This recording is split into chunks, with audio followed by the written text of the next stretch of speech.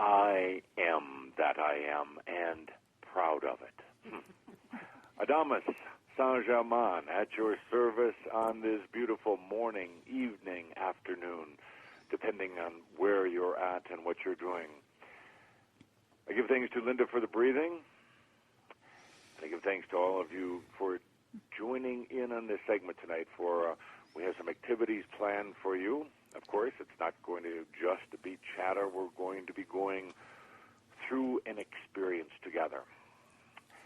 Wonderful. After the experience, we're going to be doing questions and answers, although I'm not particularly fond of questions and answers, but humans, they have so many questions, and so we'll take a few tonight. But as we get underway here, I want to thank Gendra, and I want to thank Mark, Clyde, Deborah, Linda, and all of you who are gathering in tonight, who are joined by angelic beings, some from the Crimson Circle, some from the Order of the Ark, some from spiritual families from which you have come. We gather our energies tonight as we go into the next stages, into the new energy. We go beyond words and we start into some of the practical applications. Let us take a deep breath together, because tonight I would like to balance these energies, all of our energies together. They're going to get a bit high for some of you. Some get so overwhelmed by the energy you get a little sleepy. You doze off. You're still getting the energy, but you think you've missed the words. That's fine.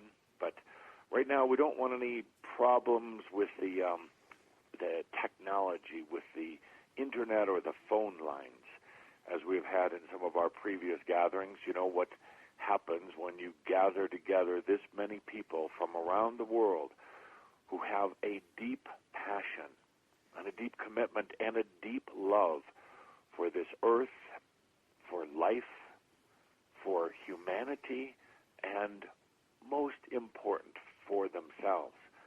Well, that tends to blow out some of the electronics. It tends to overwhelm the circuits. But if we take a deep breath together right now, wherever you happen to be, no matter what you're doing, let's stop and take that conscious breath.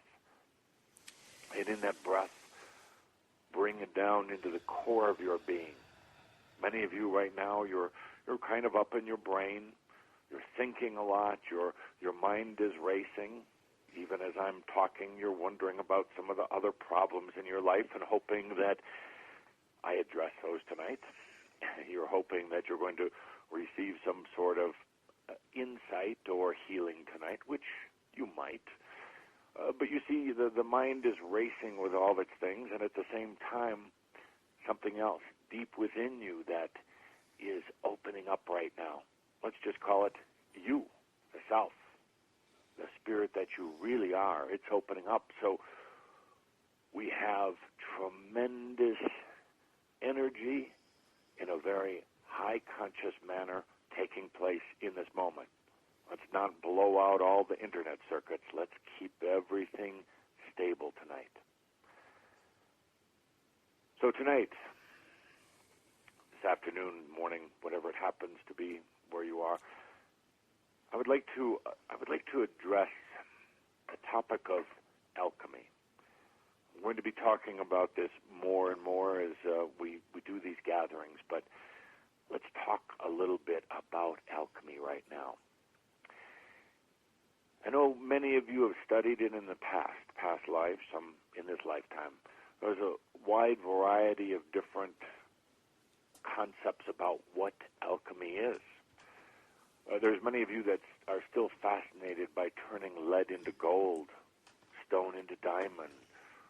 You're still interested in trying to change the weather to suit your particular needs, whatever it happens to be. And, of course, you have a limited degree of success, but a lot more frustration than anything else. Let's take a look at the core or the root of alchemy. Alchemy is simply the transmutation, the change, the rearrangement, or the remanifestation of energy. Of energy. As you know, if you've listened to any of my discourses in the past, you are not energy. You are consciousness. Consciousness does not contain any energy of its own, but yet it calls forth energy that's been sitting in a very neutral state of being in this grand cosmic pool of energy. Just been sitting there neutral. So neutral that it's hard for scientists or mathematicians or aliens to see it, but it's there. When your consciousness is ignited or inspired, when there's something your consciousness wants to discover or to learn, what happens is you create a dynamic within you that attracts the appropriate energies. And then you take those energies and play with them. You manifest with them. Those energies were never meant to be locked in place, never meant to be defined and held in that definition for eternity. It's a temporary state. The furniture you're sitting on right now is in a temporary state. So therefore, alchemy truly is the ability or the inherent ability within your consciousness to transmute energy into any form that you choose. Of course, over eons of time here on Earth, and it's gotten bogged down. It's gotten very, very slow.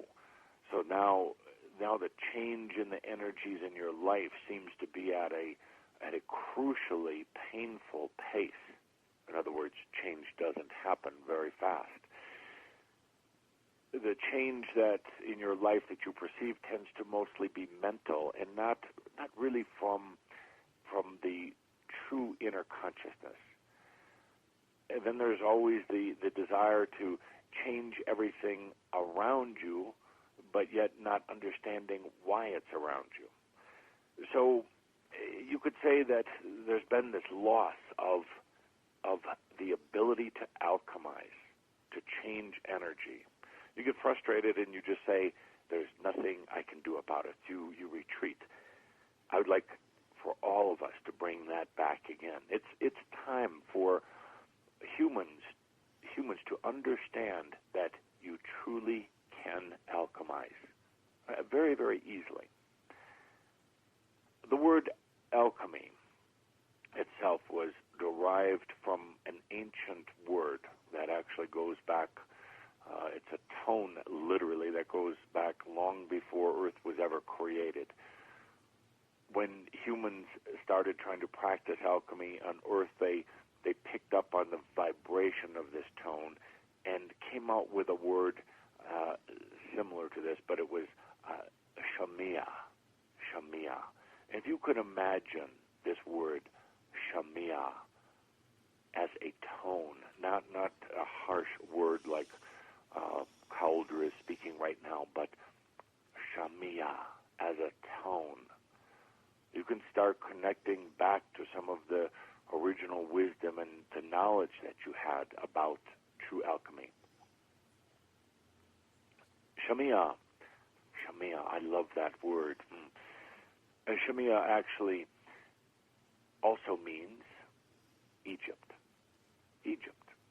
That was the original name for this great country, and the original intent was the alchemization or the transmutation. And if you take a look at the origins of why they use that name for Egypt, it is because there was a desire to transmute or to alchemize the energies that were coming back up from the lost culture of Atlantis. There was the understanding that Atlantis was coming back up. Those who had gone to live beneath the surface of the earth were literally coming back up. And along with it, a lot of the wounds, but also a lot of the joys of the times of Atlantis. So there was a very focused intent on alchemizing or transmuting those into a new and a higher vibration. Old Atlantean energies brought up into what was then a new world.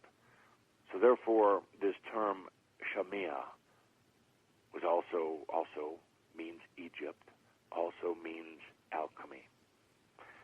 Just to give you a little bit of information about where all that came from. The Egyptians really, some 7,000 to 8,000, 9,000 years ago, really brought back the art of alchemy. But it wasn't about changing. Lower metals into gold. Gold was an important part of the alchemization process, and it still is today. But it's not gold that actually does the alchemy, or you should not be striving to just turn things into gold. There's a common misperception. Gold has a beautiful way of balancing energies during the alchemization process. You see, all the literature and all the what would you call them, urban legends about alchemy leads a human to believe that it is about turning lead into gold. It's not at all. Gold was an important part of the alchemization process because it helps to stabilize sometimes very erratic energies that are flying around during the process of alchemy. So what is alchemy? What was alchemy? Well, it was quite simple. It was about taking the basic human energies and consciousness and alchemizing to transmute them or to allow them to bring in the higher frequency energies. Higher frequency energies exist all around you. Higher frequency energies are out in the universe, out in the cosmos. They're everywhere. But it's very difficult to actually realize them or manifest them on Earth. Earth has such an incredible density, a magnificent gravity, but also a type of energetic density. So the Egyptians, who have come back from the surface beneath the earth, who were the Atlanteans, the Egyptians worked on alchemy. And it was the ability to constantly transform what you would call the lower vibration human energies into higher vibration spirit energies, or at least create a mid-zone that would allow these higher frequency energies a portal or a pathway to come to Earth. There was a limited degree of success with it. The pyramids themselves were vessels or temples to help facilitate this alchemization process, and it actually worked quite well. There were some phenomenal things that were done within the pyramids themselves, but unfortunately, this higher vibration energy, it was hard to sustain that once you got out of the pyramids, once you went back into everyday life. But the original work with alchemy was specifically about the transmutation of lower frequency energies into higher frequencies. The work with alchemy continued over the ages, of course, as religions began to take hold on earth prior to the time of Yeshua, during the time, and shortly after the time of Yeshua. There were those who felt that alchemy was some type of witchcraft. So many of the alchemists had to hide what they were doing. What most of the early ones were really doing, of course, is transmuting low vibration into high vibration. But what they did to hide their work to a degree was to set up these laboratories and these complex rooms where they told others that they were simply trying to transmute the lower metals into higher metals or stones into precious jewels or things like that, but it was really a facade. It was really a smokescreen, because the true alchemists still were working on the transmutation of low energy into high. There was a positive benefit of all the others who came along later to practice alchemy, but in the definition that you would have now, to turn metal into gold, that type of thing, because so many people were chasing after the pot of gold, so to speak, that humans discovered a lot about the chemical nature of their reality. They learned that when you combine certain elements, when you subjected them to fire or to air or to water or to gravity, that it would create a different state of chemical process. So there was a lot of benefit that came out, but the true alchemists over the age really weren't all that fascinated just with changing lead into gold, stone into diamonds. You could say in a way that you are, all of you listening, you are the new energy alchemists. Now, I know, you would love for me to show you how to take a stone and turn it into a diamond.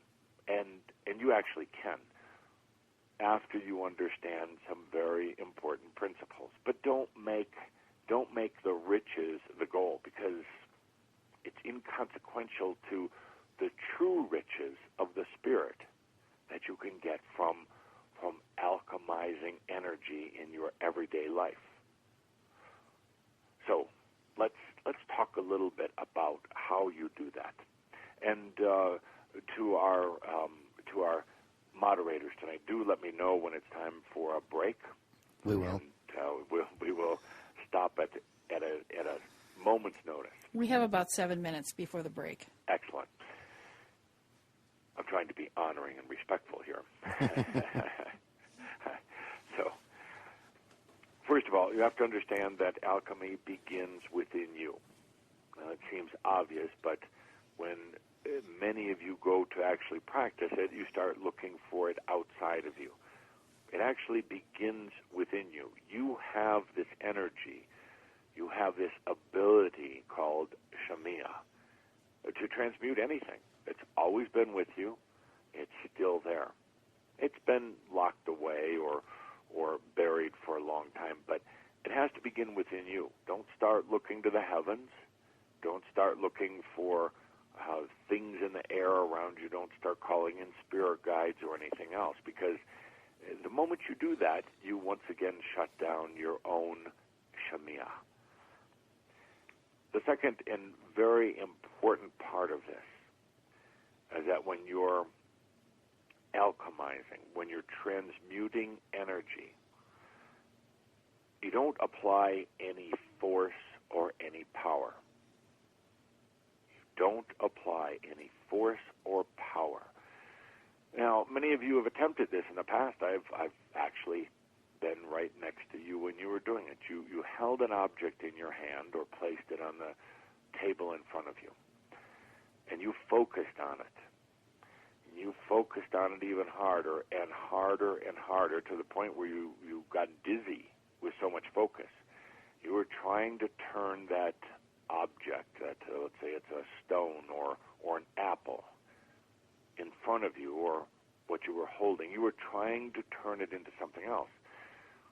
But the only thing you were doing is making that stone even more of a stone, or making that apple even more of an apple, because you were exerting so much energy, so much force and power on it. And that force and power was intersecting with your own belief system that you were holding an apple or a stone. The antithesis of a belief system was also present, which was that you were going to try to turn it into something else, but you actually really didn't believe that you could. So you were actually just making the stone more solid, the apple more of an apple. In true alchemy, there is no force or no power. You don't have to think of anything in your mind. You don't have to push anything. no force or power. So what do you do? What do you do? Well, to alchemize, and I'm going to use an object. I'll use a stone as an object for the example here. After our break, we're going to do an experience together that doesn't involve an object necessarily. But what do you do? How do you alchemize? Well, you have a stone sitting in front of you. After breathing, allow yourself to, what you would say, be one with the stone, except that the stone in front of you is, in that moment, a stone. And as you begin to fully accept the form that the energy is in right now, then you can begin to understand and to imagine that it is just energy. It has many, many, many other potentials. It is currently formed as a stone, and it has been on Earth for eons of time. But that rock in front of you also has the potential to be water. It has the potential to be air. It has the potential to be fire. It has the potential to not exist in this physical reality, but actually exist in another dimensional state, whether as a stone or as something else. That stone has the potential to be a rabbit or a tree. It is just energy expressing but one of its many, many potentials. And as you understand that there's no force needed, it is actually about expanding your concept of what it could be. Suddenly, it begins to release that stone from its current hard physical state of being, so that the stone can understand. You see, the stone has its own form of non-souled consciousness, but it has an awareness of itself.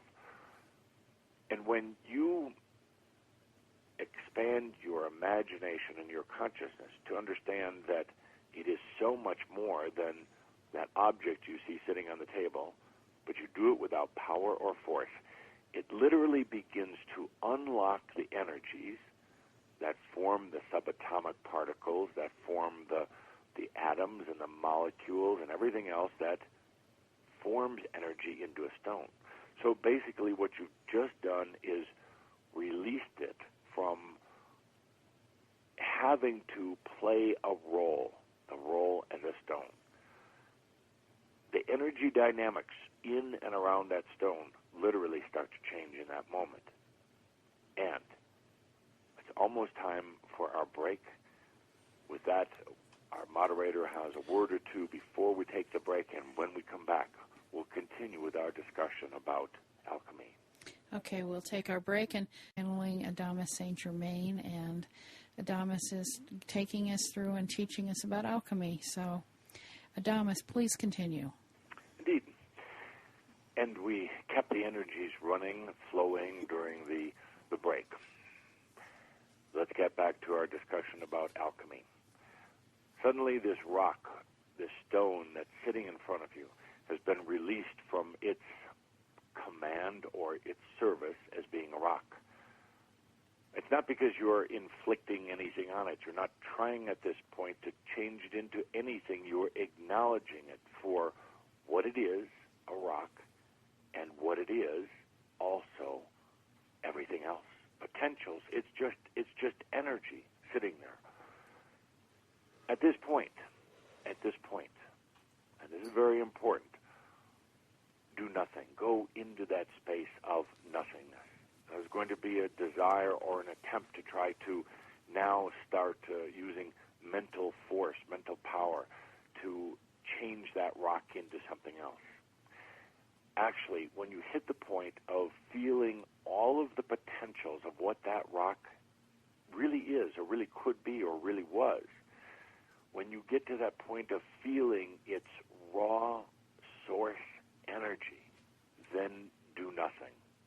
It's going to be a challenge for some of you, because now is when you get excited. You're going to want to try to turn it into a lump of gold and go running out the door and telling everybody what a great magi that you are. But no, at this point, do nothing. Because in that nothingness, you get out of the mind. In that nothingness, you make an even deeper connection with that object that was a stone.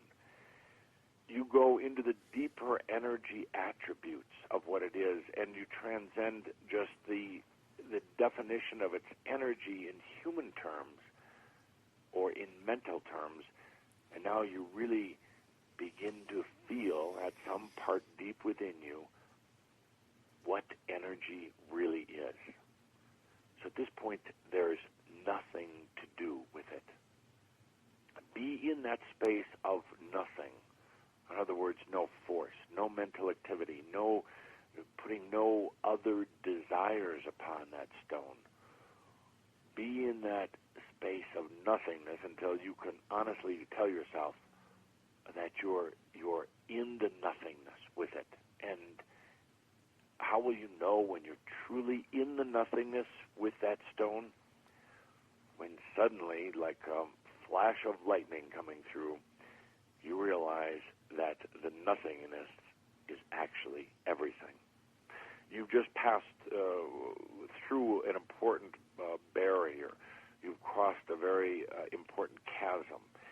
That nothingness wasn't nothingness at all. What that nothingness was is the opportunity to get beyond the mind, to get into your true consciousness, and to get into more of an expanded divine state. And when you get to that point, your body will either jerk or shake, or suddenly you'll see a burst of light, or suddenly you'll want to take a very deep, quick breath, and you realize that you have just now transcended yourself into a consciousness where you can understand that it is allness. Now, in this state of allness, a lot of different things start happening. You start making different conscious connections with yourself. You start understanding the true nature of your energy, the things you have attracted into your life to make up your physical and human reality.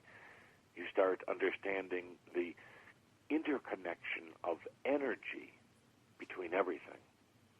And you begin to understand yourself as a sovereign conscious being. I know there's a lot of talk about we are all one, but the reality is you are your own one.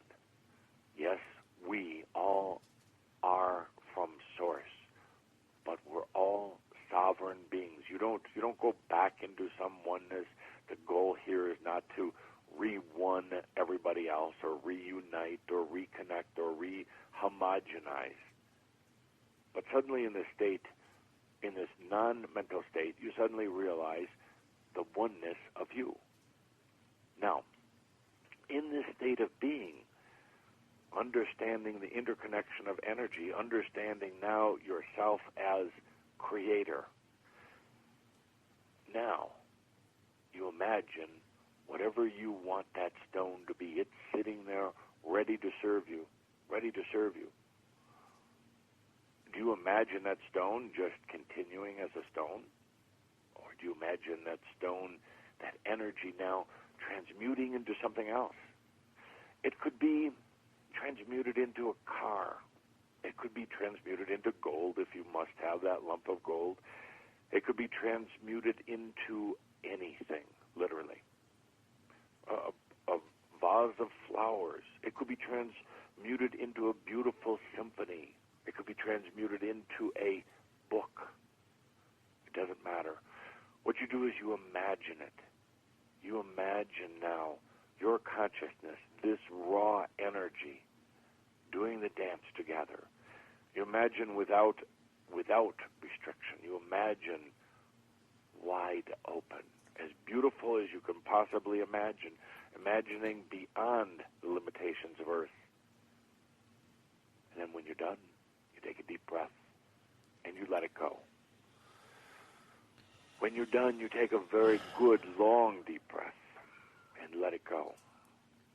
You've just alchemized. And when you open your eyes, if they have been shut, you're going to open your eyes and you're going to see that stone sitting there. And you're going to wonder to yourself, have I done it right? Because shouldn't it now be a lump of gold? Shouldn't it be a big automobile? Shouldn't it be a stack of money? Yes, it is. The interesting thing is the stone, it could and probably should still be there. The stone should still be sitting there. But somewhere out there, coming to you quickly, is what you imagined. What you imagined, yes. Whether it's a car, whether it's gold, whether it's money, it's now making its way into your reality, and it's going to be appearing, whether it's days, weeks, months, however long, it doesn't matter, but it's going to be coming in.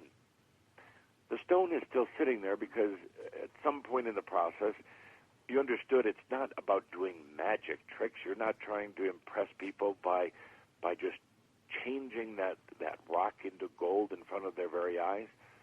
If you could really do that, they would probably first honor you and then secondly kill you, because you would scare them so much. But what you've just done is in these other realms, you've literally called forth energy, brought it in, and now wait for its arrival. And yes, it is that simple. And if anybody out there is saying, but I've tried that Adamus and it didn't work, you haven't tried it in the way I just described, and you haven't tried it in this new energy. And if you've tried it, which many of you have, you've used force and power. You've come from your brain and not from your heart.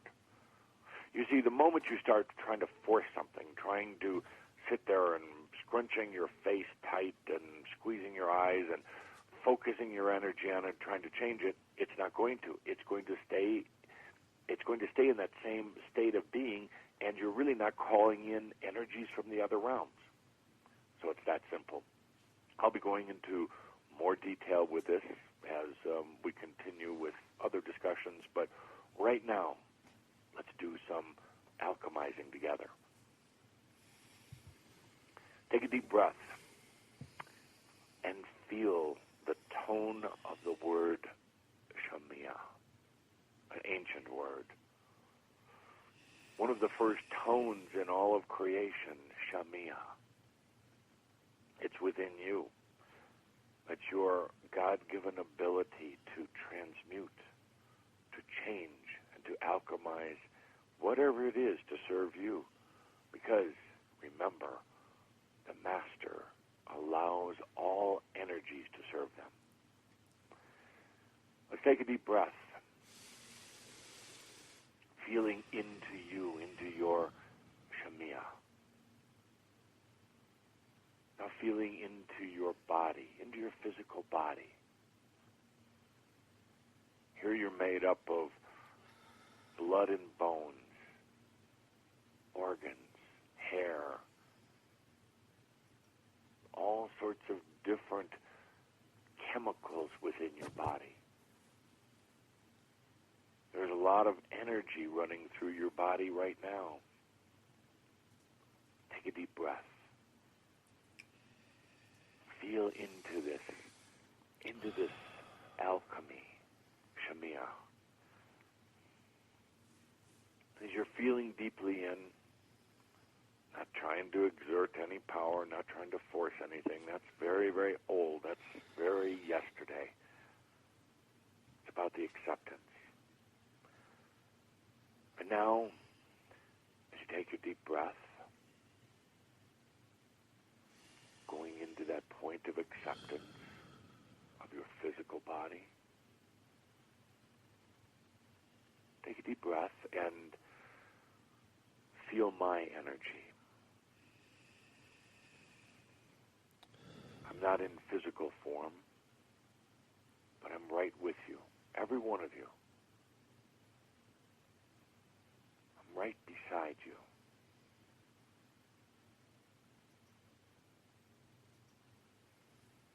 I'm in the air. I'm in the energy patterns.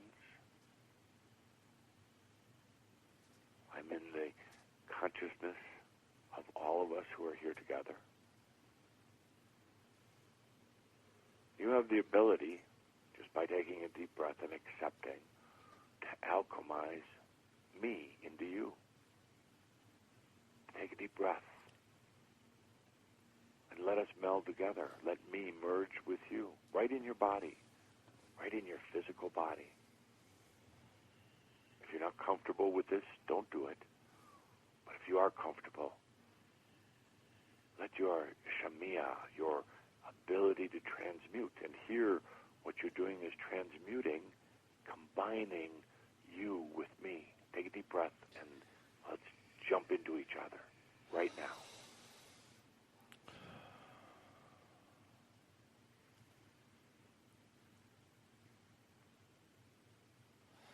So it's no longer just you or just me. It becomes us, you and I. When you always have the ability to disconnect, to unmeld, to get back to yourself, but let yourself enjoy the experience right now, if you will, of alchemizing two energies and two consciousnesses, you and I, together. As the tone of the word Shemia seems to be singing out from both of us, my Shemia to your Shemia, me and you, now together. Let yourself experience it, feel it, how just a moment ago I seemed to be talking from outside of you, and right now we're talking together inside of you. Before I seemed to be separate, and now we're together for this beautiful moment. Me absolutely feeling you, and you can feel deep into me. Keep breathing. We're together inside of you right now. Let yourself feel into me, Adamus. There's so much of me that is so much like you.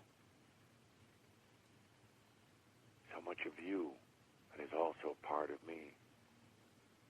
And this is alchemy. This is melding energies together. Very different than just trying to turn stones into gold. It's alchemy. Letting the energies dance together to the point where there's no separation. By the way, it requires a very trusting person to do this.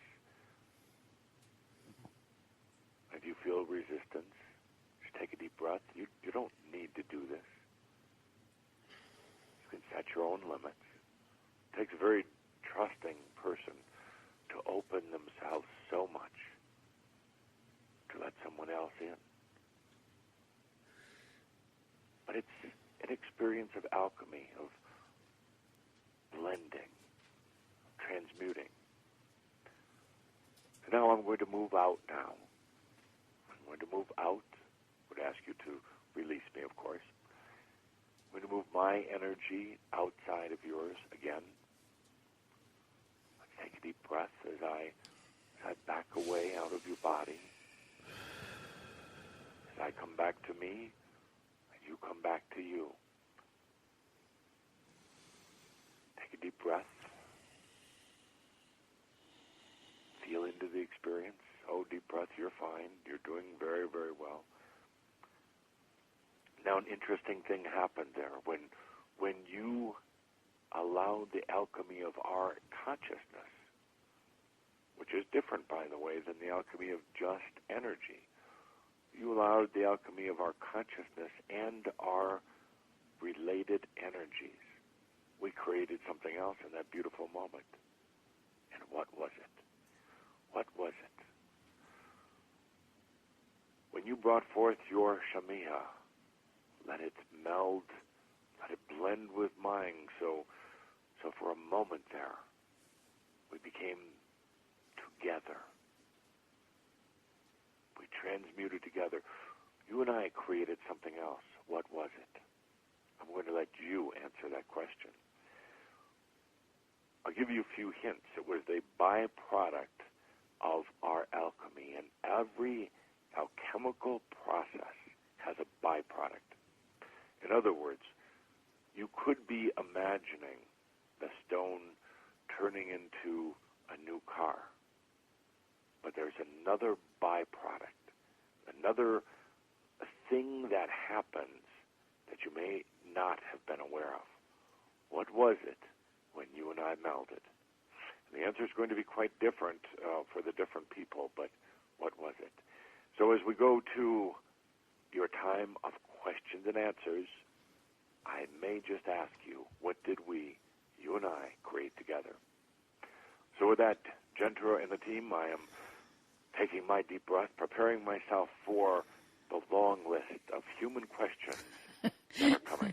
Thank you. But one more comment before we start. I'm going to be discussing more of new energy alchemy in the days and months to follow. I want to bring it up right now because every one of you is being bombarded with energy every day.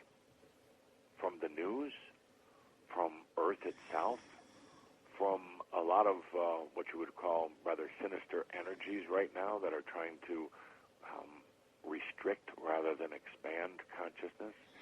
You're being bombarded with energies just caused from the natural change in consciousness. You're being bombarded by people who are at an all-time rate of feeding. There's so many people right now that are energy feeding, that are vampire energy feeding off of each other. Even people you know and love, people that are in your inner circle and in your family. They're feeding off of your energy like never before. So it's important to begin to understand the process of alchemy because at its core, it is just energy. If you're being bombarded with all there's tremendous energies coming right now from the other realms and the other dimensions and other, what you would call ET life forms in your physical universe. They're all focusing on Earth right now. It's a surprise some days that your body can hold up to it, and definitely a surprise that your mind can. So I want us to begin to alchemize energy, to realize that it's not good or bad. It's not politicians trying to dictate their needs. It's not people just trying to steal your energy. We'll begin transmuting, and you'll find that it's just beautiful energy, just beautiful. So we'll continue our discussions, hopefully even on this show. So with that, I will be in silence for a moment to take your comments and questions. Well, thank you, Adamus.